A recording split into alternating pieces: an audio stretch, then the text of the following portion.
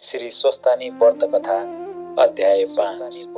कुमारजी आज्ञा गर्नुहुन्छ, हे अगस्त्य मुनि, तिमीले सोधेको सबै प्रश्नको उत्तर दिइसके, अब के सुन्ने इच्छा छ भन, म सबै सुनाउला तयार छु। त्यति सुनि अगस्त्य मुनिले बिन्ती गरे, हे कुमारजी, त्रिपुरासुरले कसको तपस्या गर्यो, त्यसलाई श्री महादेवले कसरी भस्म पार्नुभयो, यो सुन्ने इच्छा छ, त्यो सबै आज्ञा गर्नुहोस्। मुनिको यस्तो प्रश्न सुनेर कुमारजी आज्ञा गर्नुहुन्छ, हे मुनि, अघि विष्णु भगवानले हिरण्यकश्यप दैत्यको वध गर्नुभयो अनि समस्त दैत्यहरू दुखी भएर खेद गर्न लागे। तब मय नामको दैत्यले मनमा विचार गर्न लाग्यो, जस्तो कामदेव नहुँदा रति भइन् त्यस्तै त्यो दानवराज मय पनि भयो।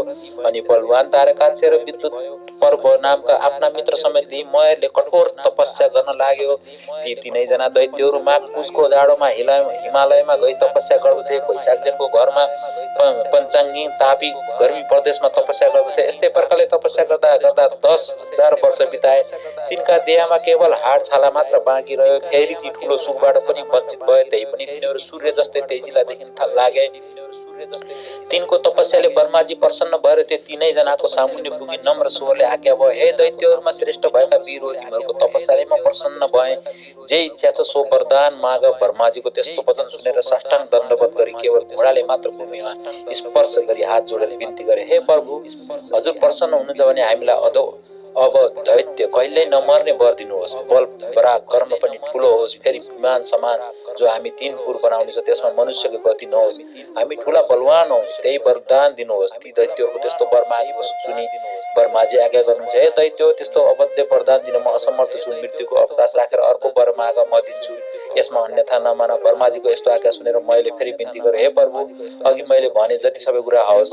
मृत्युलाई ती मैले बनाएका पूरकहरू एकै स्थानमा रहने छैन। जब 10,000 वर्ष पुग्ला तब ती पूर्वको केवल आधा निमेषसम्म मात्र मेल होस् र त्यही आधा निमेषभित्र जो एक बाणले ती तीनै पुरलाई नष्ट गर्न सकोस्, त्यही पुरुष हामीलाई मार्न सकोस्। मनमा यस्ता वचन सुनेर तथास्तु भनी ब्रह्माजी आफ्नो लोकतर्फ जानुभयो। तब त्यो मय दानवले संसार नै बस गर्ने इच्छा लिएर आदि कल्पमा 3 पुरको रचना गर्दो भयो। ती 3 पुरमा पहिलो फलामको, दोस्रो चाँदीको र तेस्रो सुनको बनायो। ती 3 पुर आकाशमा सुमेरु पर्वतका श्रृङ्ग टाकुरा हुन्की जस्ता देखिन लागे। ती पुरहरू चन्द्रमाका किरण लाग्नाले अति शीतल भएका, स्थान स्थानमा आँखी झ्यालहरू बनेका, घरका अट्टालिकाहरू पनि अति अग्ला, आँगनहरूमा पनि राम्रा राम्रा देख्दै मनलाई मोह पार्ने शिलाहरूले छापेका, स्थान स्थानमा सुनले मडेका, उत्तर पुरद्वारहरूमा रङ बिरङका रत्न जडेका मुङ्गा मोती मणिहरू स्थान स्थानमा जडाएर बिजुलीको प्रकाश समान रत्नहरूको चारैतिर प्रकाश फैलिएको बनायो। फेरि विचित्र प्रकाश फैलाउने गरी हिरा मोती आदि रत्न जडेको, वायुको वेग लाग्नाले फरफराएका पताकाहरूले शोभायमान भएका घरहरूमा पङ्क्तिहरूमा पनि रत्न समूहका थुप्रा नै हुन् कि भन्ने भान पार्ने फराकिला मार्गहरू पनि सिँगारिएका अत्यन्त पुरा राम्रा पुर तयार गरायो।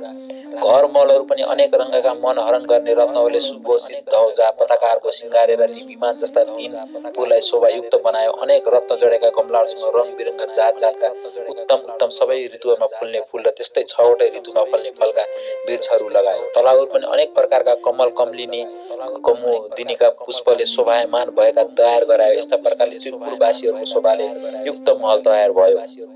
फेरि मयूर, डाँफे आदि उत्तम पक्षीगणले युक्त र पुरुषका नङ लाग्नाले चस्का पयो। धरका गोलाकार घरमा अर्धचन्द्राकार घाउ लागेका, कलश जस्तै उत्तुङ ठडिएका, कुच भएका, मदिराले राता राता आँखा भइरहेका, लाजले मुसुक्क हाँस्य गर्ने लोलिएका नेत्र भएका यस्ता अनिन्द सुन्दरीहरूले व्याप्त भएको त्यो त्रिपुर परैबाट पनि अत्यन्त रमणीय देखिन लाग्यो। यस्तो त्रिपुर मध्ये जो फलामको थियो त्यो मयले तारकाक्ष नामको आफ्नो मित्रलाई दियो। अर्को चाँदीको जुन सुन्दर पुर थियो त्यो विद्युत पर्वलाई दियो। जुन सुवर्णले बनेको सबैभन्दा उत्तम पुर थियो त्यो मयले आफूले लियो। अनि त्यो त्रिपुर दैत्यपति मयतर मन्त्री वर्गले शोभायमान भयो।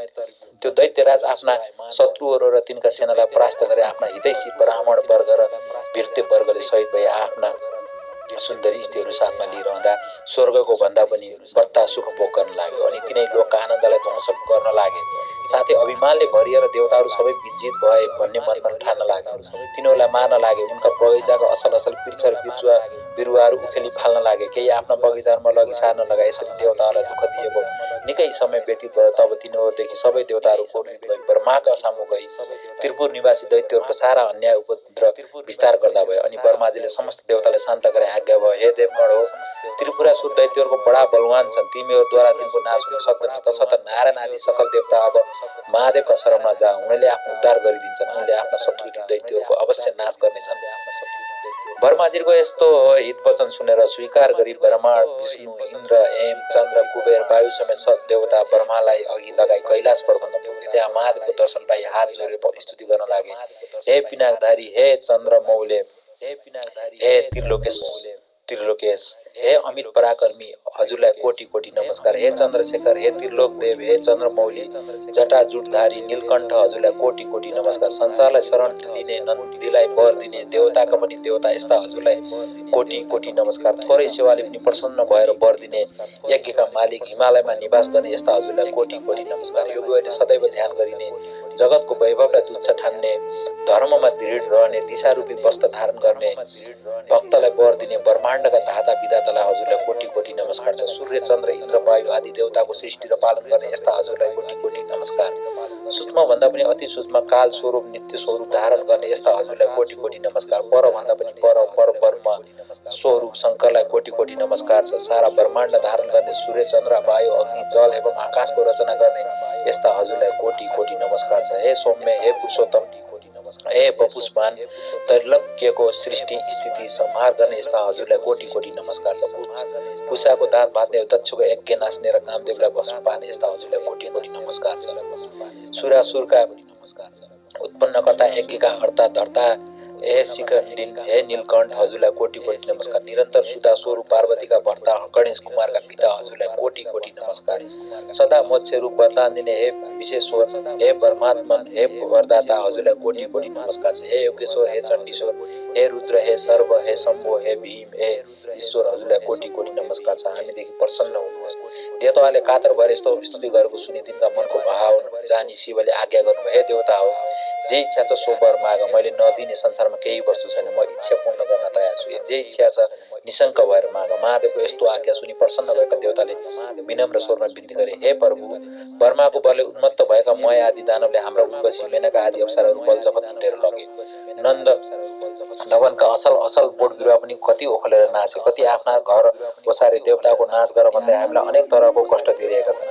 अमरावतीबाट पनि निकालियो, भगवान ती दैत्यको संहार गर्न ब्रह्मा विष्णु पनि समर्थ छैनन्। हे ईश्वर, अब जसरी हामी देवताहरूको भलो हुन्छ सोही वरदान बक्सियोस्। त्यति सुनि शिवजीले फेरि भन्नुभयो, हे देवता हो, तिम्रो मेरो रुद्र तेजको एक अंश धारण गरी रुद्र तेजोमय रूपले ती दानवहरूको संहार गर। शिवजीको त्यस्तो वचन सुनि देवताहरूले फेरि विनती गरे, हे भगवान, हामी हजुरका तेजको 1000 अंशको एक अंश पनि धारण गर्न समर्थ छैनौँ भने रुद्र तेज धारण गर्ने कुरा त परै रहोस्।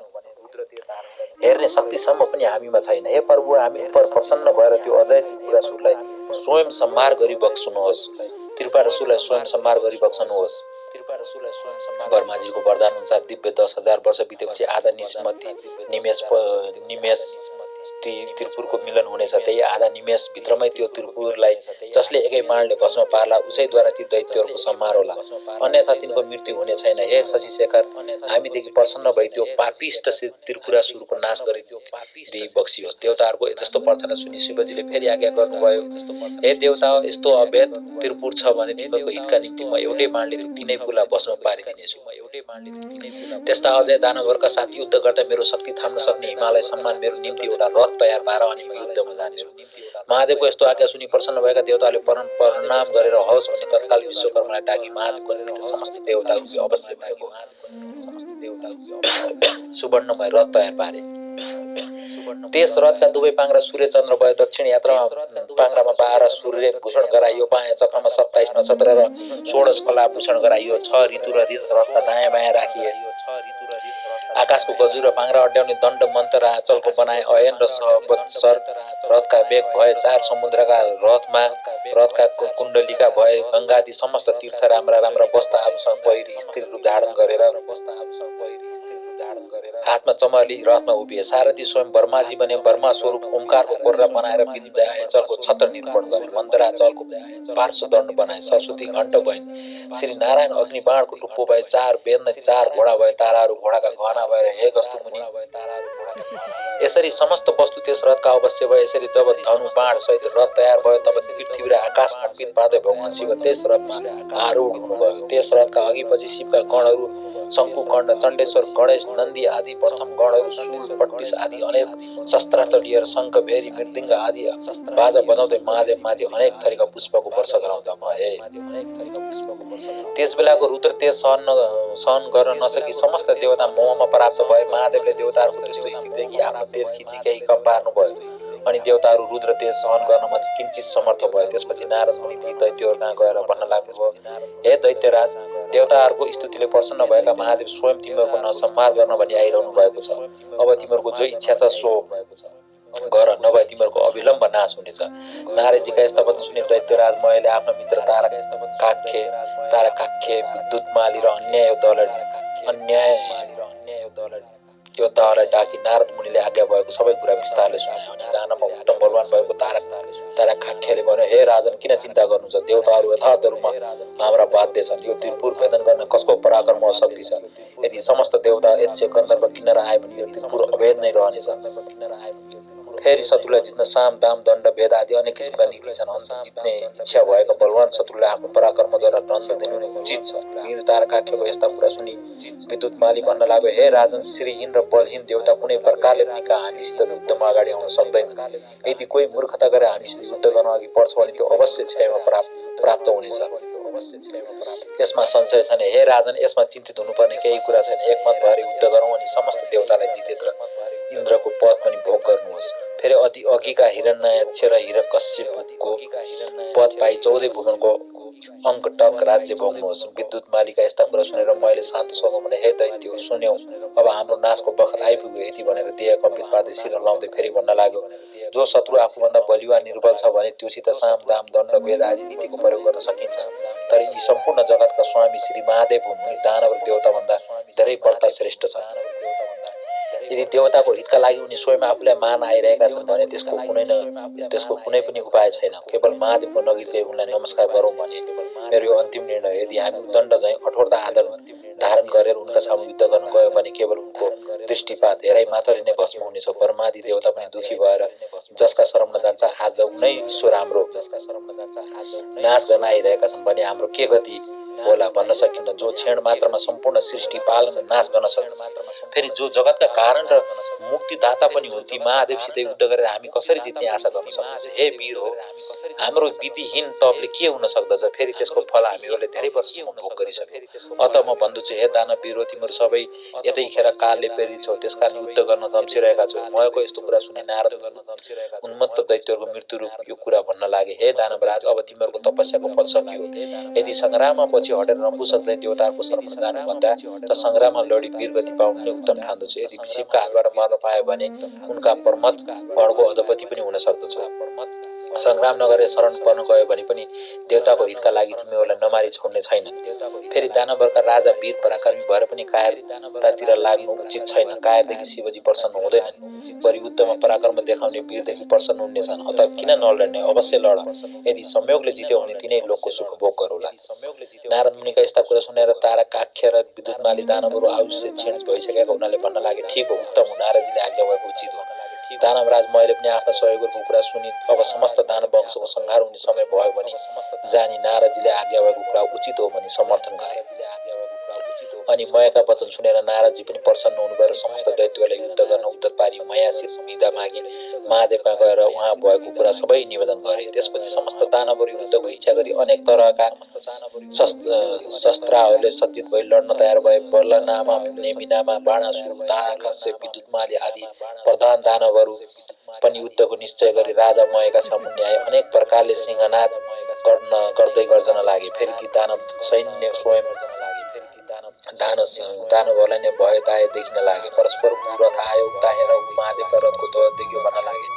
भय र शोक त्यागी नाना तरहका शस्त्रास्त्र लिई युद्धको इच्छाले जसरी पशु पुतली आगोको नजिक जान्दछ त्यसरी नै त्यो पशु गए नै कालले प्रेरित दैत्यगणले शिवको रथ कहिले आइपुग्दछ र युद्ध गर्न पाइन्छ भनी हेरिरहेका थिए। त्यसै बखतमा पश्चिम सागरको शिरो भागमा रहेको अनेक सौन्दर्यले शोभा बढाइरहेका ध्वजा पताका आदिले सज्जित एवं सुशोभित सुमेरु पर्वत समान शिवरथ देखियो। नन्दीश्वर आदि महादेवका प्रधान गणहरू उच्च स्वरले सिंहनाद गर्न लागे। तिनको सिंहनाद सुनेर दानवहरू नगर छाडी बाहिर निस्के। यता चण्डेश्वर पनि उज्जवल कुठार हातमा लिएर डरलाग्दो मुख पारी शिवगणका सामुन्ने आए। फेरि दैदिप्यान त्रिशूल हातमा लिई शिवकै समान पराक्रम गर्न इच्छा भएका गणका अधिपति पार्श्व भागमा आएको। अर्का गणका स्वामी शङ्कुकर्ण मुसल हातमा लिएर अर्को पार्श्वमा डटे। नन्दी, भृङ्गी, ऋटी, तुण्डी र वीरभद्र आदि प्रधान वीरहरू पनि वज्र, त्रिशूल, गदा, पद आदि लिएर युद्धमा अग्रसर भए। यता दानवगढ पनि शिवजीको रथ आएको देखेर युद्धका निम्ति अनेक शस्त्रास्त्र लिएर शिवगढमाथि जाइ लाग्यो अनि दुवैतर्फबाट युद्ध सुरु भयो। शिवजी पनि त्रिपुरलाई भस्म हुन लागे चाहिँ देखेर प्रसन्न मुद्दाले सङ्ग्राममा तत्पर हुनुभयो। नन्दी चाहिँ महाबली दानवसित जुधे। भिरिङ्गीले 10 बाणद्वारा विद्युत पर्वलाई भेदन गरे, तर राता राता नेत्र पारेर अनेक शिलाले ठोक्दा पनि उनलाई केही हानि पनि गर्न सकेन। तब सृष्टि र ऋटीले त्यस्ता दैत्यका पृष्ठ देशमा प्रहार गरे अनि उसले पनि सर्प झैँ निश्वास फेर्दै ठुलो सुलले भिरिङ्गी र ऋटीलाई मर्ममा प्रहार गर्यो। त्यसको पीडा खप्न नसकी भिरिङ्गी र ऋटी सङ्ग्रामलाई भागे। त्यस दानवराजले जब तिनीहरूलाई त्यसरी भगाए थियो तब गणनायक गणेशलाई पनि 1000 सरको प्रहारले घायल तुल्यायो। फेरि 63 र 10 बाण थपेर गणेशको सर्वाङ्गमा घाउ गरायो। भैरीको त्यस्तो अदम्य साहस देखेर गणेशजी पनि रिसाई सुन लामो पारेर त्यस दानवको घाँटीमा बेरी बेसरी निमोठी मत्ता हात्तीले तलाउमा फुलेको कमलको पुष्पलाई सहजै उखेलेर फाले चाहिँ गरी विद्युत पर्दो दानवको शिर उखेलेर फालिदिए। अनि गिँडबाट छुट्टिएको उसको शिर सरोबारबाट छुट्टिए हात्तीका दाँत अड्केको कमलको पुण्य चाहिँ शोभित भयो। त्यो देखेर भिरिङ्गी र ऋटीले अनेक स्तुति गान गरे। अनि नेमिनामा बलनामा दुवै दानव रिसाई गणनायक गणेशका सर्वाङ्गमा बाण हानेर घाउ लगाउन थाले। ती दानवलाई शङ्कुकर्णले बीचमै रोकेर तिनका रथ सारथी ध्वजा घोडा सबै काटी काटी मारी विरति गराए। ती दुवै दानव पनि तत्काल अर्को रथमा चढेर आई चण्डेश्वर र गणनायकका सबै अङ्गमा अनेक बाण प्रहार गरी घाउ पारिदिए। गणनायक र चण्डेश्वरले पनि दानवको प्रहार खपेर रिसले राता राता आँखा पारी हातमा मुसल्ली बेगले हाने। त्यसको चोट खप्न नसकी दुवै दानव यमराजको नगरमा पुगे। त्यसपछि त्रिपुर निवासी ठुला ठुला जो योद्धाहरू थिए ती सबै रिसले चुर भई एकसाथ निस्केर वज्र, त्रिशूल, परित, कुडार आदि लिई शिवजीका गणमाथि जाइ लागे। यसरी परस्पर घोर घमासानको सङ्ग्राम चल्न थाल्यो। महादेवको आज्ञा पाएका शिवगणहरू पनि गजराजले कदली वन ध्वस्त पारे चाहिँ उन्मुक्त सिंहले मृगहरूलाई भर्गाए चाहिँ ती दानवलाई छिन्न भिन्न पारी मार्न लागे। ती दैत्यहरूमा कसैका शिर छैनन्, कसैका पिँड छैनन्। त्यस युद्धमा रगतको नदी बगे चाहिँ भयो। वायुले बेगले भिन्न छिन्न भएका मेघ चाहिँ र वज्रको चोटले ठुलो भएका पर्वतका शिखर जस्तै लड्दै पश्चिम समुद्रमा गिर्दै गए। जब नेमिनामा र बलनामा वीरलाई शङ्कुकर्णले मारे भनी सुनिएपछि तारकाख्य नामको दानव रिसाएर गणनायक माथि झम्टियो र अनेक बाण प्रहार गरेर घायल पारिदियो। तब शङ्कुकर्णले पनि त्यसका प्रहार खपेर त्यसको शिरमा मुसल बजारी उच्च स्वरले सिंहनाद गरे। अनि त्यो दानव केही बलहीन भएर गिर्ला जस्तै देखियो अनि निर्धक्कसित त्यसका छातीमा भाला प्रहार गरे। त्यस चोटले दानव भूमिमा लडेर तुरन्त उठेर चक्र लिई गणनायक माथि प्रहार गर्यो। अनि शङ्कुकर्णले रिसाई साह्रै पीडा गर्ने परी मुडुकीले हिर्काए। त्यो चोटको दानव फन्न घुमेर ढली मूर्छा पर्यो र दिव्य आयुधहरू त्याग्दो भयो। अनि त्यो चोट खप्न नसकेर मृत्युमा प्राप्त भयो। त्यसरी उसलाई गिरेको देखेर उठाई राजा मएको भवनमा लगेर सारा स्थिति सुनाउँदै उनले अनेक किसिमले बिलाप गर्न लागे। त्यसरी रोइ बिलाप गर्न लागेका दानवलाई मैले राम्ररी बुझायो भने, हे दानव, मेरो घरमा अमृतको कुण्ड छ, त्यसैमा चोबी मरेका जति सबै दानवलाई बचाऊ। त्यति सुनेपछि जो आज्ञा भने प्रसन्न मनले मरेको तारकासुरलाई अमृतमा चोबेर बचाए। मरिसकेका वीरलाई पनि जीवन प्रदान गरे भन्ने खुसीले राजा मयलाई सबैले बारम्बार प्रणाम गरे। त्यसै गरी मरेका अरू दानवहरूलाई पनि जीवित पारे। अनि त्यो तारकाख्य पहिलेभन्दा पनि दोब्बर साहस र शक्तिका साथ सङ्ग्राममा आयो। ब्रह्माजीले त्यसलाई देख्न साथ आफ्नो दाहिने हातको औँलाले सङ्केत गरेर श्री महादेवलाई विनयपूर्वक भन्नुभयो, हे ईश्वर, त्यो दानव अघि नै मरिसकेको थियो, तर अहिले फेरि बाँचेर लडाइँमा आयो। मयका घरमा अमृतको कुण्ड छ, त्यसैले मरेका समस्त दानवलाई बचाउने छ। अत हे शिव, त्यसका घरमा अमृत रहेसम्म मरेका दानवलाई बराबर बचाइरहन्छ। यसकारण एक बाण प्रहार गरी त्यो अमृत सोसी लिनु पर्दछ। ब्रह्माजीको वचन मानेर शिवले एक बाण प्रहार गरी सारा अमृत सोसी लिनुभयो। ब्रह्माजीले फेरि विनयपूर्वक बिन्ती गरे, हे प्रभु, अब त्यो बाण प्रहार गर्नुहोस्। मैले त्रिपुरसितको युद्ध गाउन्जिल देखेँ। लड्दा लड्दा आज 1000 व्रत बितेको, तर त्यसको नाश हुन सकेन। अब त्यो बाण शीघ्र छाड्नुहोस् अनि बैरीको नाश होला। ठिक उसै बेला ती 3 पुरहरू आधा निमेषसम्म जोडी फेरि छुट्टिनेछन्। ती पुरहरू एकपल्ट जोडेर छुट्टिएपछि जति बाण प्रहार गरे पनि सफलता प्राप्त हुन सक्दैन। हे प्रभु, मेरो प्रार्थना स्वीकार गरी बक्सिन्छ भने तत्काल बाण प्रहार गरेर त्यसलाई नाश गर्नुहोस्। ब्रह्माजीको त्यस्तो विनययुक्त कुरा सुनि ठिक हो, असल हो भनी त्यो अग्नि सोमयुक्त उग्र बाणलाई धनुमा चढाई धनुलाई तलमाथि झुकाई दिव्य 10,000 वर्ष पुग्न साथ आधा निमेष आँखा जिम्मा गरेर उधारे जति समयको लागि त्रिपुर जोरियो। तब महादेवले आफ्ना योग बलले जोरिनुलाई निश्चल पारिदिनु भयो। अनि जसको टुप्पामा अग्नि सोम स्थिर भए त्यो नारायण रूपी बाण शिवले प्रहार गर्नुभयो। त्यो बाण सुक्न साथ त्रिपुरका भव्य महलहरूमा आगो लागेर चारैतिर डढ्न थाल्यो। धिक्क धिक्क कष्ट कष्ट भन्ने शब्द सुनिने लाग्यो। महादेवले तत्काल नन्दीलाई भन्नुभयो, हे मय दानव, मेरो प्रिय भक्त सतीशलाई अग्निले नडढाऊ। ती महादेवको त्यस्तो आज्ञा पाउन साथ वायु भई बाण भन्दा पनि बेग्लै गई मयको घरमा नन्दीले देखे। राजा मय शिवलिङ्ग सामुने राखी उनैले ध्यान गरिरहेको। तब नन्दीले मयलाई भने, अग्निले तिमीलाई जलाउने छैनन्। मयले तुरन्त नन्दीलाई प्रणाम गरे। त्यसै बेला अग्नि पनि आइपुगेर नन्दीले शिवको आज्ञा अग्निलाई सुनाइदिए। तब अग्निले मय दानवतिर फर्केर भने, हे शिव भक्त, अब तिमी यो नगर छाडेर तुरन्त जाऊ। मयले जो आज्ञा भने सुवर्णको शिवलिङ्ग बोकी तत्काल पाताल गए। यता नन्दीले फर्केर गई सम्पूर्ण कुरा शिवजीलाई बिन्ती चढाए। अब त्रिपुर भस्म हुन लाग्यो। त्यसका वेदी महल उद्यानहरू धमाधम भत्किएर नाच्न थाले। अनेक दानव र तिनका परिवार कराएको मात्र सुनिन थाल्यो। वस्त्र फुस्केका अनेक सुन्दरी स्त्रीहरू घरबाट निस्किने रोए कराए चर्को स्वरले सुनिन थाल्यो। अग्ला अग्ला महल